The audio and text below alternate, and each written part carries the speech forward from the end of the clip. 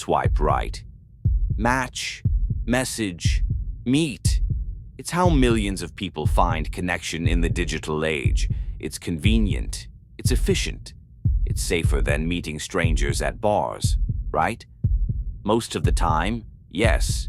Most of the time, dating apps lead to coffee dates that go nowhere, relationships that fizzle out, or occasionally something real.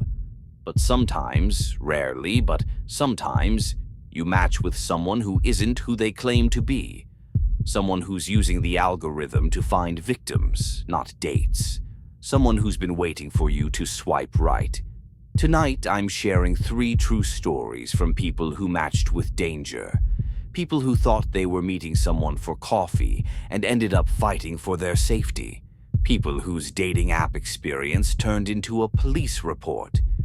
These aren't cautionary tales meant to scare you away from online dating.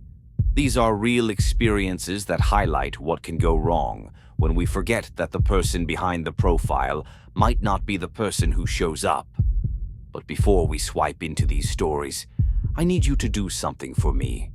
If you want to hear more real accounts like this, stories that teach you what warning signs to watch for, what red flags to never ignore, kindly subscribe to this channel right now. Hit that subscribe button, because these stories could save you from making the same mistakes. They could help you recognize danger before it's too late. And turn on all notifications. I cover real cases, real experiences, and real lessons that everyone using dating apps should know. So subscribe, hit that bell, and let's talk about what happened when these 3 people met their matches. Our first story comes from someone doesn't want their name mentioned, a 26-year-old marketing consultant living in Texas. In February 2022, she had been using Tinder casually for about 6 months. She'd been on a few dates. Nothing serious. She was cautious, always met in public places, always told a friend where she'd be, always drove herself. She understood the basics of online dating safety.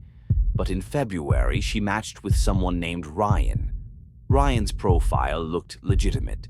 Professional photos, but not too professional. Multiple pictures showing him with friends, with a dog, hiking, at social events. His bio was witty, not trying too hard. He worked in marketing, same field as her. They had mutual interests. He sent the first message. Another marketing person. Tell me you're not secretly analyzing the psychological impact of my profile pictures right now. She laughed. She responded. The conversation flowed naturally. They talked for 2 weeks before Ryan suggested meeting. Coffee, a popular cafe downtown. Sunday afternoon. She agreed.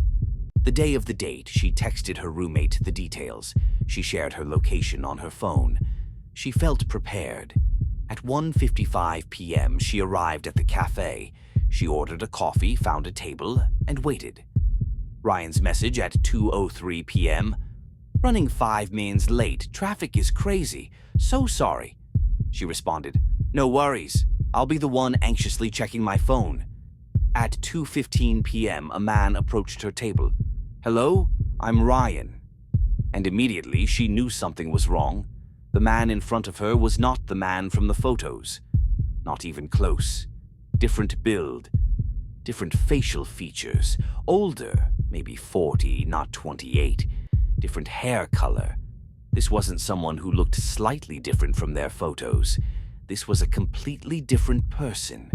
Her training in marketing, her ability to read situations, kicked in. She smiled, stayed calm, didn't let her face show her panic. Oh, hey, have a seat. The man sat down, started talking, acting as if nothing was wrong, as if he was exactly who he claimed to be. She engaged in small talk while her mind raced. She had several options. 1. Confront him immediately. Call out the catfishing, but that could turn aggressive in a public place. 2. Make an excuse and leave. Simple, but he knew what car she drove. She'd mentioned it in their texts. He could follow her to her car. 3. act normal, finish the coffee date quickly, and ghost him afterward. She chose option 3. Survival instinct told her to keep things calm until she could leave safely. They talked for 20 minutes. The man, whoever he really was, kept up the charade, told stories that matched Ryan's texts, knew details from their conversations. But he was off. His energy was too intense, his eye contact too prolonged. And every time she mentioned wrapping up, he'd pivot the conversation to something else. "Oh, before you go, I have to tell you about this crazy thing that happened at work." 45 minutes in, her phone buzzed. Text from her roommate. "Everything okay? You said you'd check in by 2:45. She seized the opportunity. "Oh no, I'm so sorry. I totally lost track of time. My roommate needs me to pick something up for her. I have to go." The man's expression changed. Subtle, but she caught it. Disappointment. Maybe anger. "Already? We're having such a good time. Why don't we grab dinner later?" She pulled her hand back gently. Stood up. "I really can't, but it was nice meeting you." As she walked to her car, she felt it. That sensation of being watched. She looked back. The man was standing outside the cafe, watching her. Not moving, just watching. She got in her car, locked the doors, and drove away. In her rearview mirror, she saw the man get into his car and follow her. She didn't drive home. She drove to the nearest police station. The man followed her for 4 blocks before apparently realizing where she was going. He turned off down a side street. She filed a report. She provided screenshots of Ryan's profile, their messages, and a description of the man who showed up. The police investigation revealed something disturbing. Ryan's photos were stolen from a fitness influencer's Instagram account. The real person in those photos lived in California and had no idea his images were being used on dating apps. The phone number Ryan used was a burner number. The email address was fake, and this wasn't the first time. Police discovered 6 other reports of women who'd been catfished by someone using similar tactics. Different stolen photos each time, different fake names, but the same pattern: build rapport for weeks, suggest meeting in public, show up looking completely different, try to keep the woman engaged as long as possible, follow them when they leave. 2 of those women reported that after they left the coffee date, the man showed up near their homes later that day. One found him sitting in his car outside her apartment building. Another saw him at her workplace the next morning. The man was stalking women using dating apps. The catfishing wasn't for romance. It was for surveillance, to learn their patterns, their locations, their vulnerabilities. The man was never identified. The investigation went cold after the burner phone was traced to a prepaid purchase made with cash. But police did confirm one thing that made her decision to drive to the police station potentially life-saving.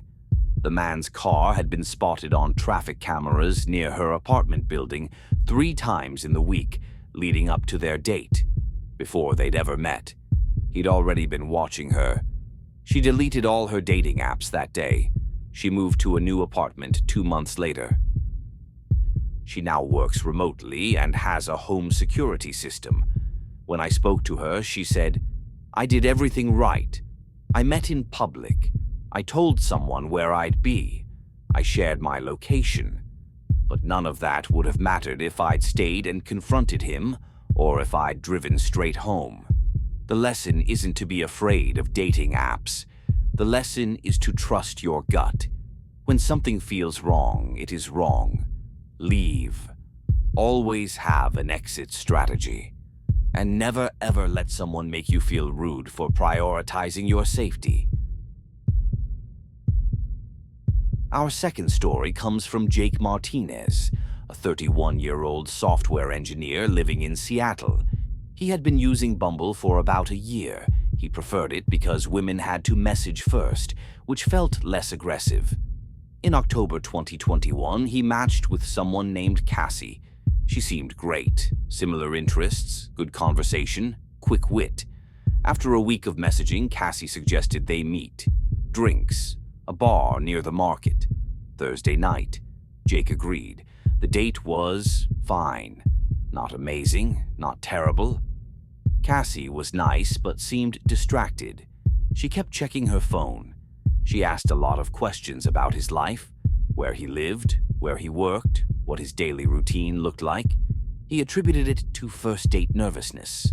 Maybe she was just awkward. They finished their drinks, said goodbye, and he assumed that was that. No spark. No follow-up needed.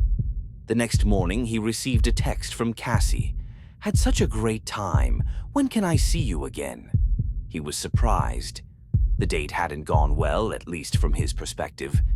He sent a polite text back.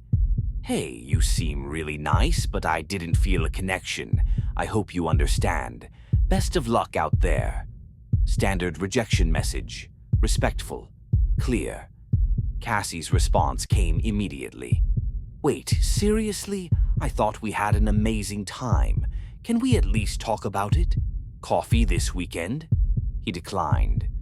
More firmly this time. And that's when things escalated. Over the next 3 hours, Cassie sent 47 messages. They started as pleading. "Please just give me another chance. I really felt something. You're making a mistake." Then turned to bargaining. "What if we just do coffee? 15 minutes. I promise I'll be more interesting this time." Then to anger.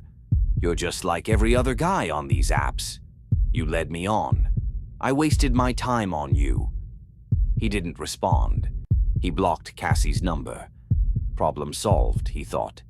But the next morning he woke up to an Instagram DM from an account he didn't recognize. It was Cassie. "Blocking me is really immature.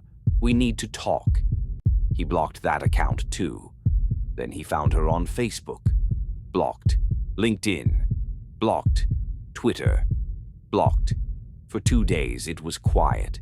He assumed Cassie had finally gotten the message. Then his roommate mentioned something strange. "Hey, did you order something? There's been someone sitting in a car across the street for like an hour, just sitting there." He looked out the window. He couldn't see the driver's face clearly, but he saw the phone held up, pointed at his apartment, taking pictures. He called the police, non-emergency line, explained the situation. They said they'd send someone to check it out. By the time the patrol car arrived 15 minutes later, the car was gone. The officer took a report, advised him to document everything, to get a restraining order if the behavior continued. He went to work the next day feeling uneasy.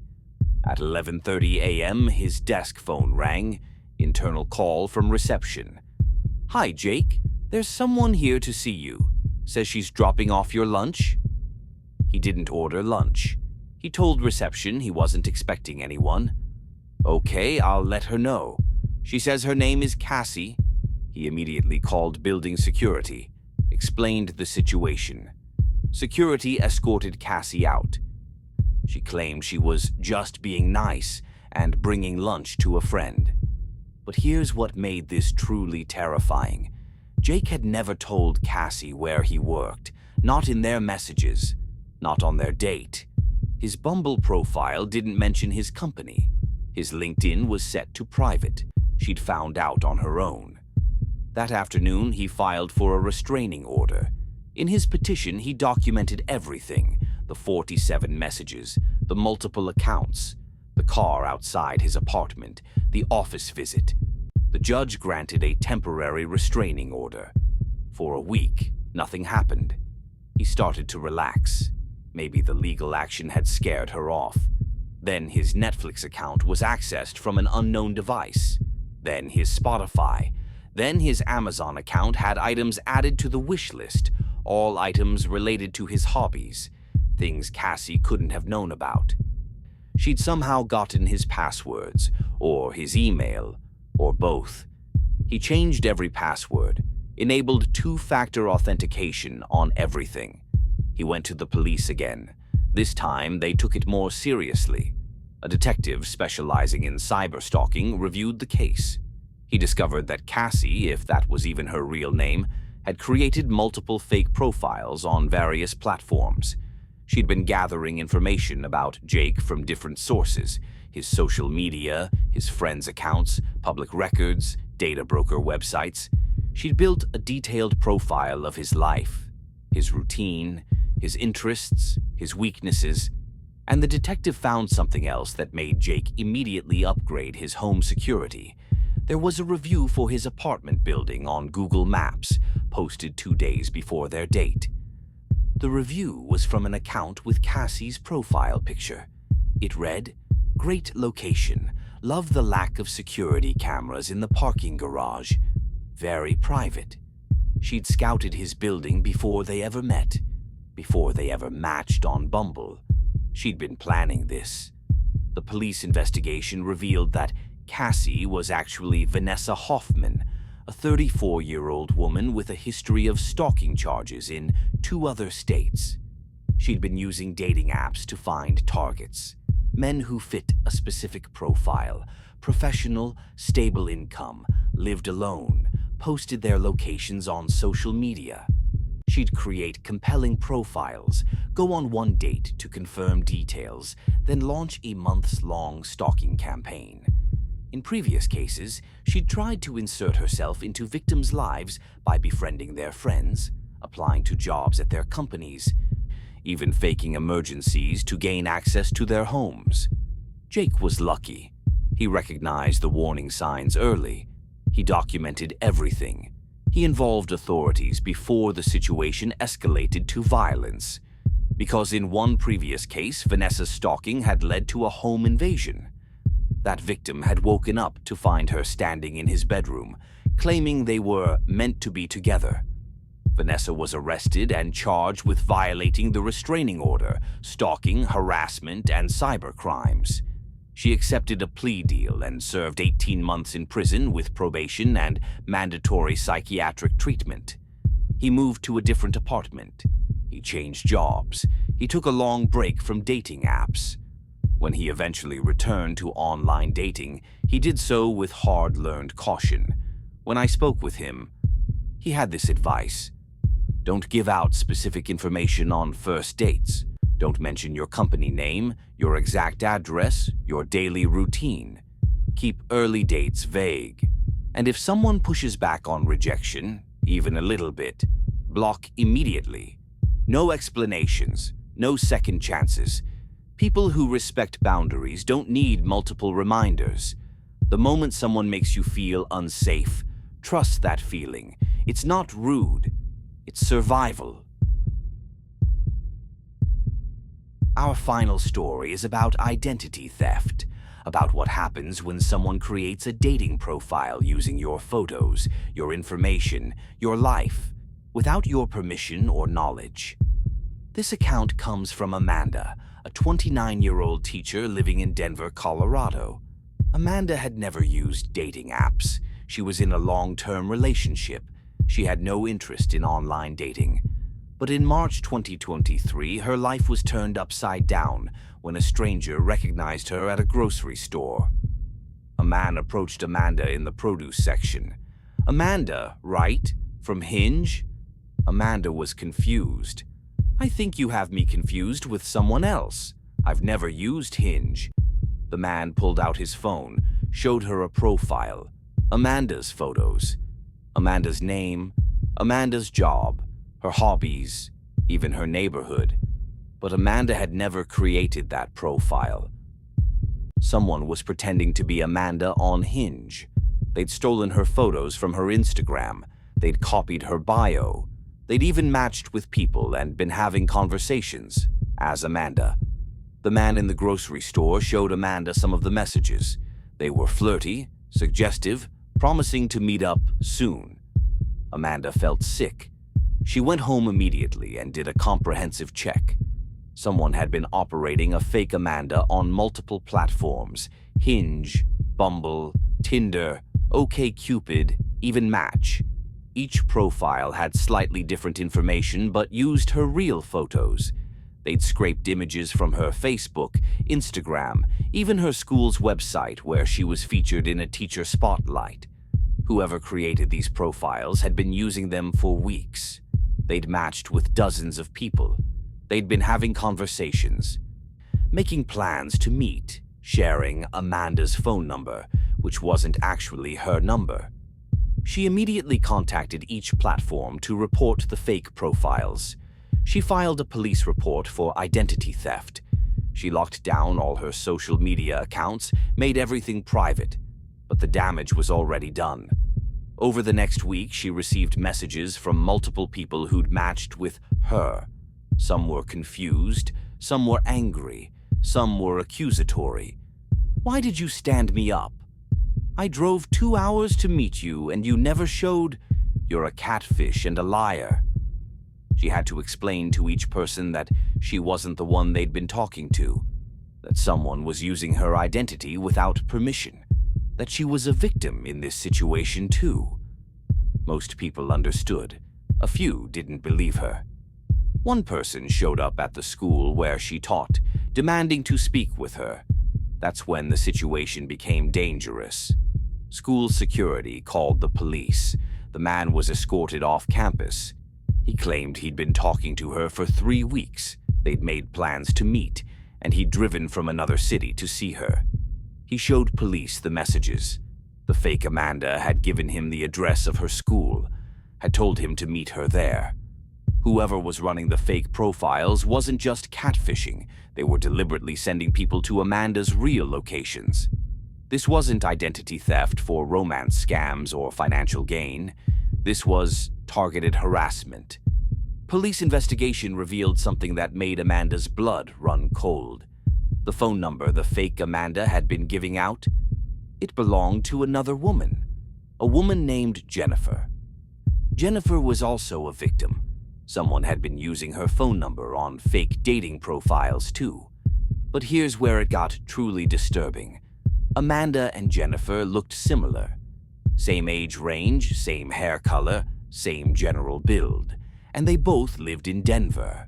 Police theorized they were dealing with someone who had a specific type, someone who was targeting women who fit a particular profile. Further investigation uncovered 3 more victims, 5 women total. All had fake dating profiles created without their knowledge. All had their photos stolen. All were experiencing harassment from confused matches, and all 5 women had recently been to the same coffee shop in downtown Denver. Police obtained security footage from the coffee shop.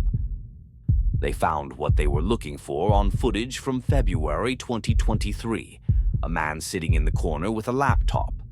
Over a 3-week period, he was captured on camera photographing multiple women without their knowledge, using a small camera, being discreet but clear enough in the footage. He'd been creating dating profiles in real time, taking photos of women, researching them online, building fake profiles, and launching them on dating apps. The phone number he used belonged to a burner phone he'd set up with voice-to-text capabilities. When matches texted Amanda or the other victims, his system would convert the messages to text. He'd respond, and convert his responses back to voice for the fake number. He'd been running an operation targeting local women for months. The man was identified through his credit card receipts from the coffee shop and arrested in April 2023. Police searched his home and found a sophisticated setup. Multiple computers, fake phone numbers, dozens of fake dating profiles for various women, not just the 5 in Denver. He'd been running this operation in 3 different states over 2 years. His motivation, according to his confession, he enjoyed the chaos. He liked watching confused people show up to meet women who had no idea they were supposed to be there. He liked the drama of mismatched expectations. He wasn't after money, wasn't after data. He was doing it for entertainment. Christopher was charged with identity theft, harassment, stalking, and multiple cybercrimes across several states. He accepted a plea deal and was sentenced to 6 years in federal prison. All 5 women had to deal with the aftermath. Months of messages from confused matches, rebuilding their online presence with secure settings, living with the knowledge that someone had used their identity for harassment. Amanda eventually returned to teaching. She now does workshops on digital privacy and online safety. She never did use dating apps. The experience soured her on the concept entirely. When I spoke with her, she had this message for viewers. Check if you have fake profiles. Google yourself. Do reverse image searches of your photos. See what's out there. If your photos are public, someone can use them. If your information is accessible, someone can copy it. I did everything right. I had privacy settings. But one public photo from my school's website was all he needed. Don't be paranoid, but be aware. In the digital age, your identity is currency. Protect it. 3 people, 3 very different experiences with dating apps, but one common thread. The person behind the profile wasn't who they seemed. Our first story, who met someone using stolen photos who'd been watching her before they ever matched. Jake, who was stalked for months after one unsuccessful date. And Amanda, whose identity was stolen and used to harass countless people. Dating apps aren't inherently dangerous. Millions of people use them safely every day. They've led to countless relationships, marriages, genuine connections. But like any tool, they can be misused by people with bad intentions. And awareness is your best defense. Here's what experts recommend. First, protect your identity. Use photos that aren't posted on your other social media. Don't share your full name until you've met. Keep workplace and address information vague.